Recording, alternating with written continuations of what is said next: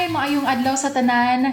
Maayong adlaw sa mga participants sa Radio 101 webinar brought to you by Inspiradong Guro and of course, our sister station in Legazpi, Care 104.3 The Way FM. I'm Gayle Talio Lagadia of UP987 DYFR-FM Life Changing. We're an FM station of Far East Broadcasting Company Philippines here in Cebu City. We are a music format station, so we're a great sound alternative, especially in stressful, worrisome, uncertain times like this.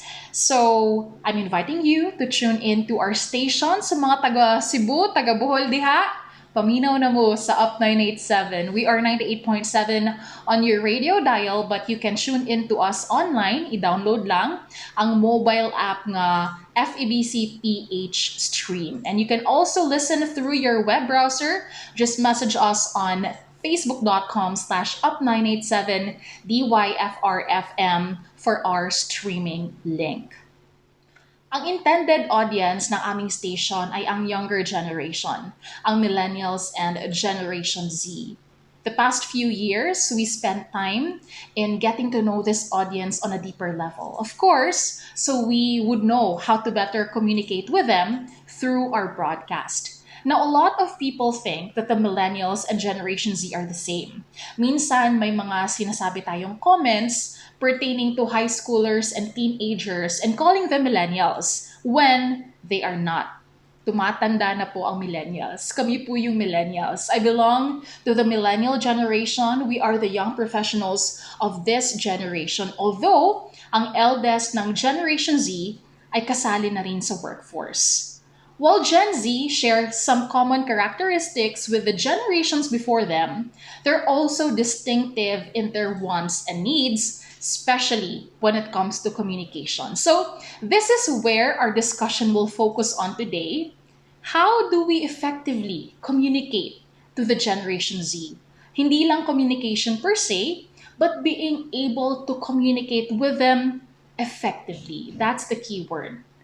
How are we able to communicate with them effectively as mentors, as teachers, even as parents? So we will discover answers and some other insights about this topic, and I'm looking forward to a meaningful session with you all. For us to be able to communicate with them well, syempre, we have to know them first. Kilalanin muna natin sila. Who is the Generation Z? Sino nga ba sila? As mentioned a while ago, it's pretty common that we interchange the two younger generations, yung millennials and Gen Z. May mga characteristics naman na pareho sila, but the Gen Zs are also distinct in their own way. The Gen Zers are also referred to as centennials. They are 6 to 24 years old now.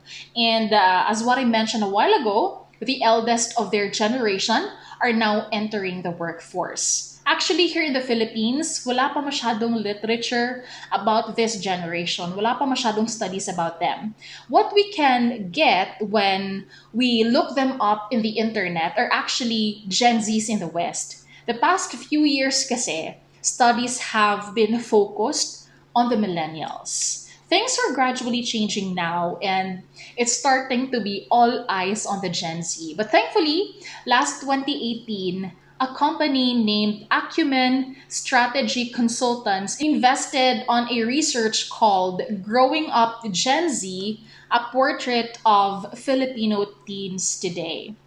They did the study and ang laking tulong talaga ng research, ng data, ng findings nila, not only for marketeers, not only for advertisers, but also for teachers and parents of Gen Z. So, let me share some of their findings for us to be able to know more about this generation.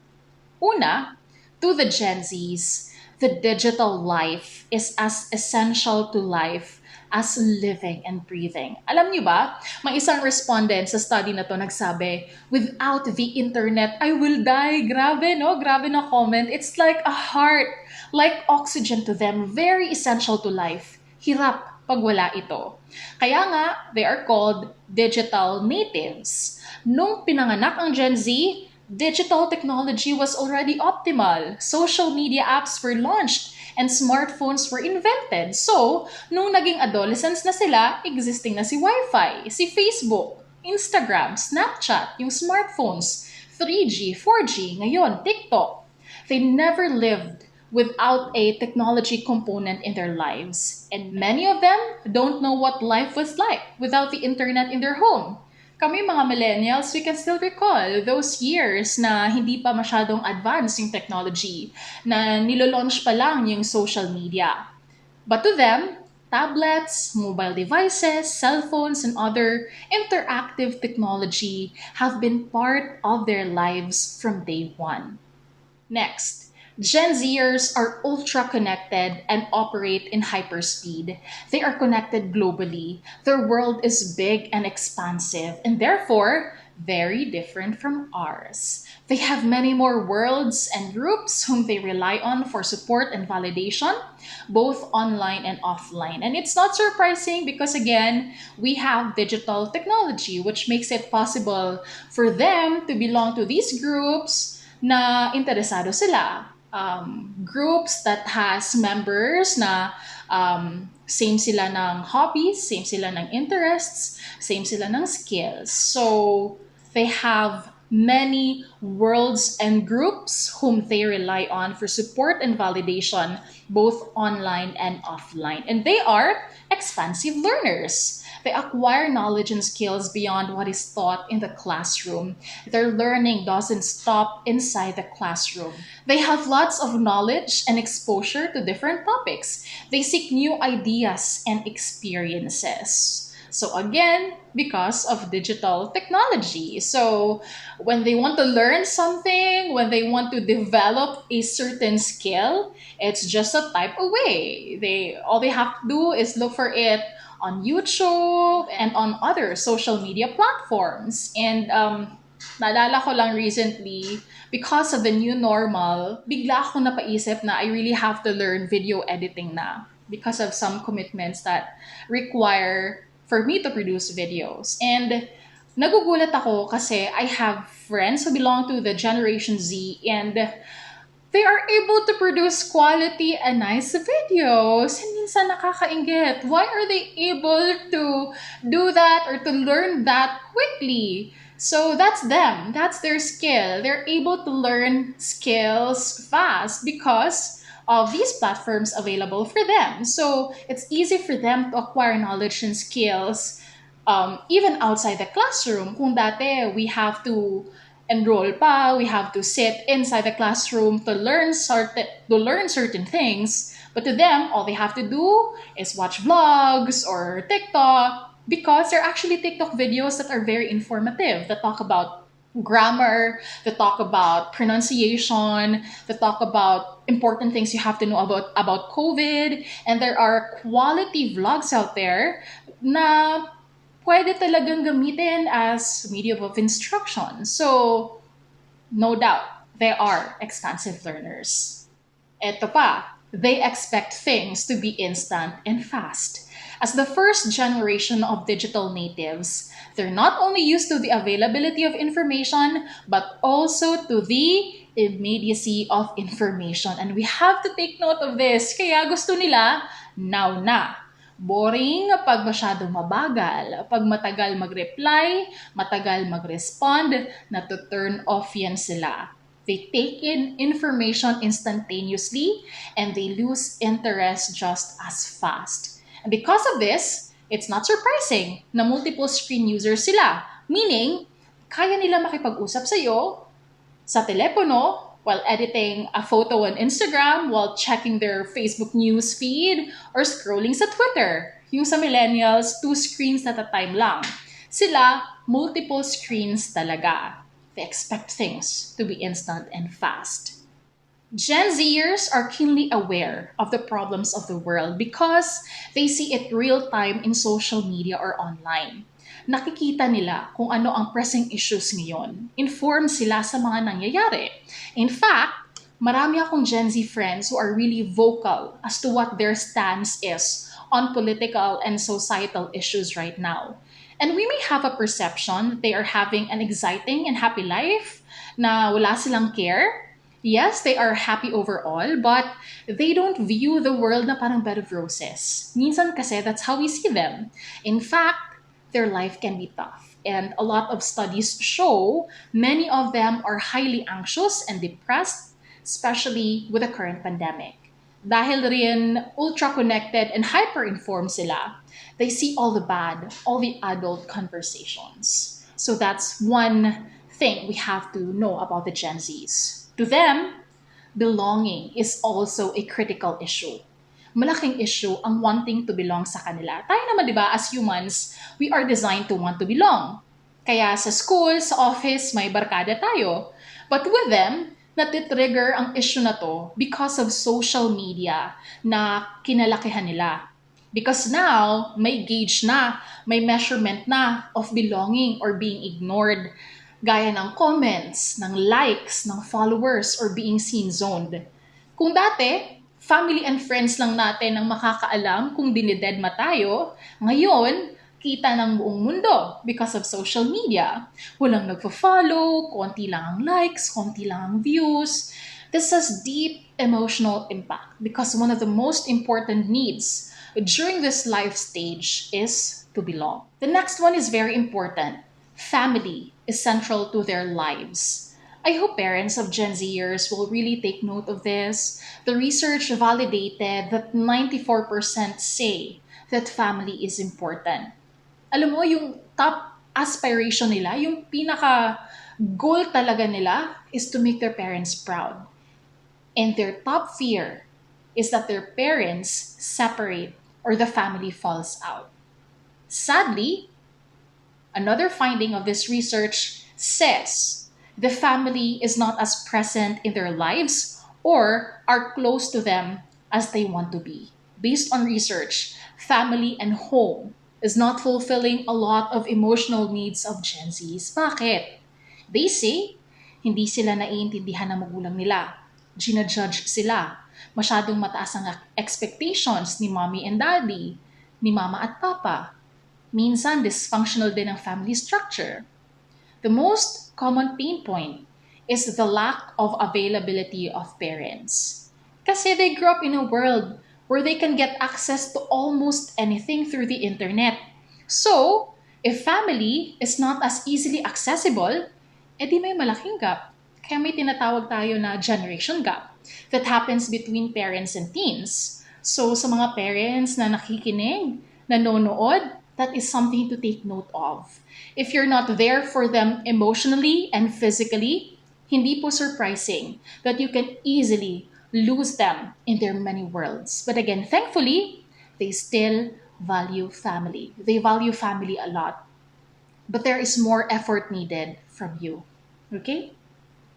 The research also found that religion or faith is not considered important among Gen Zs compared to the millennials. So ito yung isa sa mga differences ng Gen Z at millennials because to the Gen Zs, wala na masyadong value yung religion and faith sa kanila. But there is hope because Gen Zs approach life with maturity and hyper-empowerment. May desire naman sila to be guided, to know the rules, even if they want to exercise their freedom. They're also champions of change, very idealistic people. They are able to make use of available digital platforms that allow for free expression and to make an impact. They recognize na importante talaga ang edukasyon. Pinag-iisipan nila ang career choices nila na makakatulong para ma-achieve yung pagbabago na gusto nilang makita. They have an overall filter of purpose, meaning, and authenticity. These three words, ito, importante talaga to sa kanila. Life purpose, meaning, authenticity. Again, life purpose, meaning, authenticity. What they hear, what they believe, what they say, they base it on those three. Gen Zers recognize they have weaknesses in terms of communication and interpersonal skills.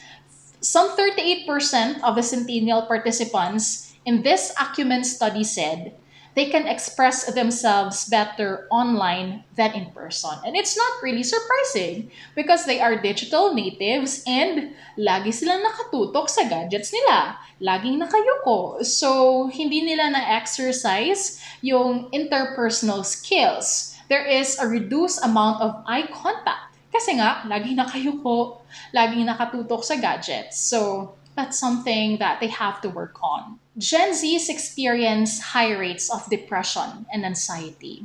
Sometimes, it's easy to conclude na, ay, moody lang yung batang yun or withdrawn talaga yung personality niya. Ganyan talaga yung mga teenagers. But researchers say this generation is going through something more serious. So, mataas talaga yung probability na you will encounter a student with a mental health problem. And sana, when you encounter one, you'd be able to know how to handle it well, especially now that we are in the middle of a health crisis. And I want to share this United Nations policy brief titled COVID and the Need for Action on Mental Health.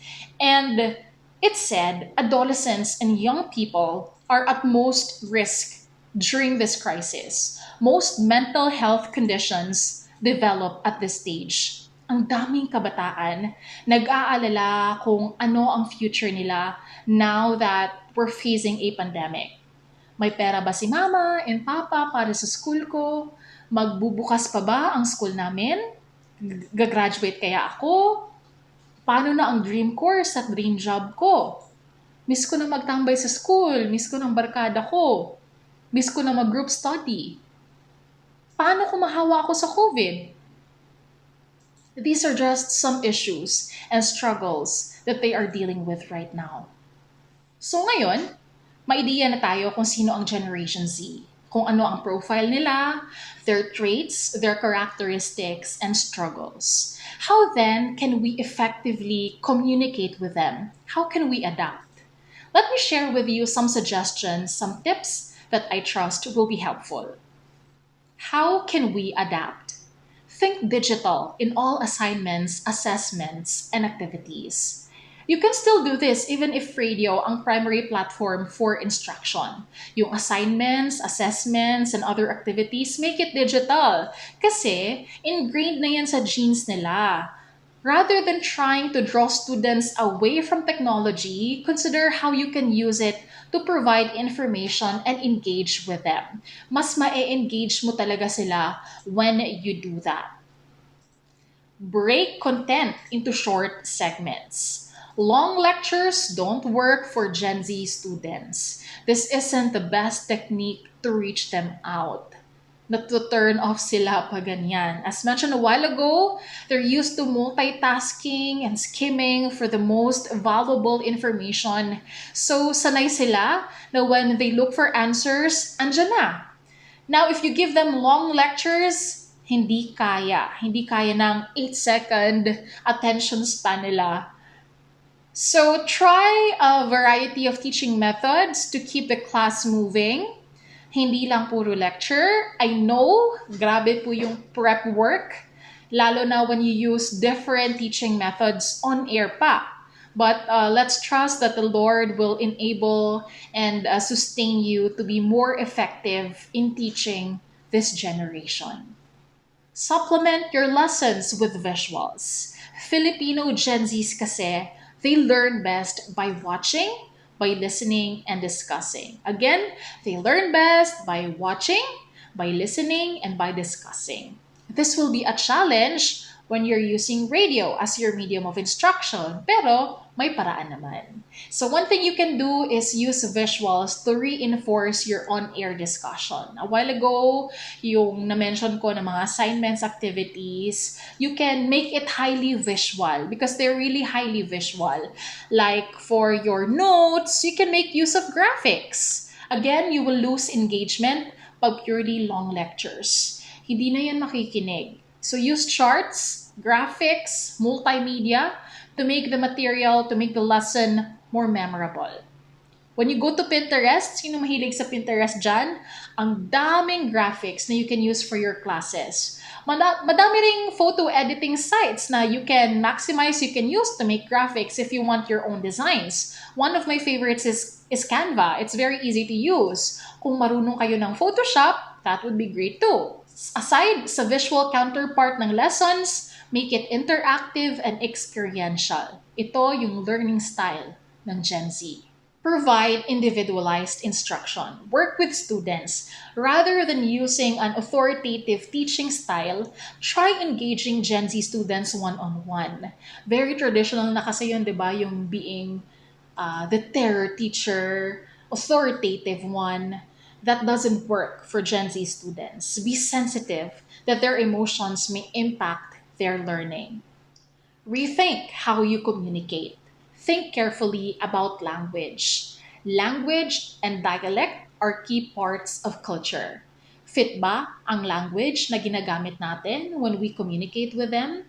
O baka di nila tayo gets o di nila tayo naiintindihan with the language that we use. So by examining how words are used, you can learn to communicate with students in a more meaningful way. Hold online office hours or set online office hours. So for students who are used to immediately reaching people online, sending an instant message is likely going to be more effective. Kung kaya po, pwede kang mag-set ng online office hours para kung may concerns or questions sila that need immediate response, they would know how to contact you. For example, if you have questions, you can contact me, MWF, 9 a.m. to 11 a.m. through Google Meet or through Facebook Messenger Room. So it's up to you. It's also a more efficient way for parents of younger children to reach you out rather than setting an appointment with you. So that's something for you to consider. Set online office hours. Provide rational. Ang Gen Z students sanay sa updated news feeds. So part of their expectations when it comes to learning is learning only the most relevant information. So it would help, makakatulong, when you explain upfront why a lesson is important and how it is applicable in the real world. Set the stage for success. When they deserve recognition, do it. Appreciate when necessary. Do not withhold appreciation. Do not withhold recognition. Recognizing success can give students much needed confidence. And when you teach them, make them prepared for their future career. Lastly, develop character. Train them on many types of skills they acknowledge as gaps in them, like communication skills, analytical skills, critical thinking skills, interpersonal relationships, technical skills. Although much of the tasks in the workplace will be automated, lalo na ngayon, ang daming machines that can do the work for us, yung judgment, yung decision making, yung creativity, ability to work with others, emotional intelligence, these are human skills. And we can find these in machines. So importante na as teachers, as mentors, as parents, we are able to train the Gen Z on these areas. Train them to dig deeper, to ask questions, not just who, what, where, when. Train them to ask why. Hindi lang yung surface level na information, train them to dig deeper.